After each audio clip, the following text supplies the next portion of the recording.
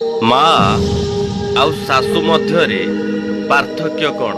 ଆଜିର ଭିଡିଓରେ ମା ଏବଂ ଶାଶୁ ମଧ୍ୟରେ ପାର୍ଥକ୍ୟ କ'ଣ ଜାଣିବା। ଯେତେବେଳେ ଗୋଟେ ବୋହୂ କିଛି ଭୁଲ କରିଦିଏ ସେତେବେଳେ ଶାଶୁ କୁହନ୍ତି, ଆଲୋ ବୋହୂ, ଆମେ କେତେ କଷ୍ଟ ସହି ସଂସାର ଗଢିଛୁ ସେ କଥା ଆମେ ହିଁ ଜାଣିଛୁ। ତ ଶ୍ୱଶୁର ପଦେ ପଦେ କଥାରେ ମତେ ଗାଳି କରନ୍ତି, ଆଉ ମୋ ଶାଶୁ ଯଦି ମୁଁ କିଛି ଭୁଲ କାମ କରିଦିଏ ମତେ ମୋ ପରିବାରକୁ ଲଗେଇ ଗାଳି କରନ୍ତି। ସବୁ କଷ୍ଟ ସହିଛି ବୋଲି ଆଜି ମୁଁ ଏ ଜାଗାରେ ଅଛି।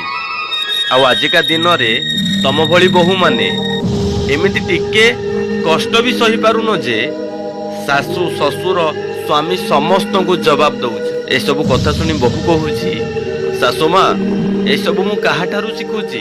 ତମେ ଯେମିତି ତମ ଶ୍ୱଶୁର ଶାଶୁ ଏବଂ ସ୍ୱାମୀଙ୍କୁ ଅସଭ୍ୟ ଭାଷାରେ ଗାଳି ଦଉଛ, ଏସବୁ ଆଜି ଯାଏ ମୁଁ ତ କେବେ ବି କରିନି।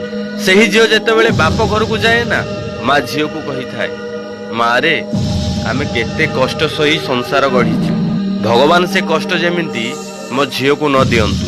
ଶାଶୁ ଏବଂ ମାର ଭାବନା ଗୋଟିଏ ହେଇପାରେ, କିନ୍ତୁ କହିବାର ଶୈଳୀ ସମ୍ପୂର୍ଣ୍ଣ ଭାବରେ ଅଲଗା।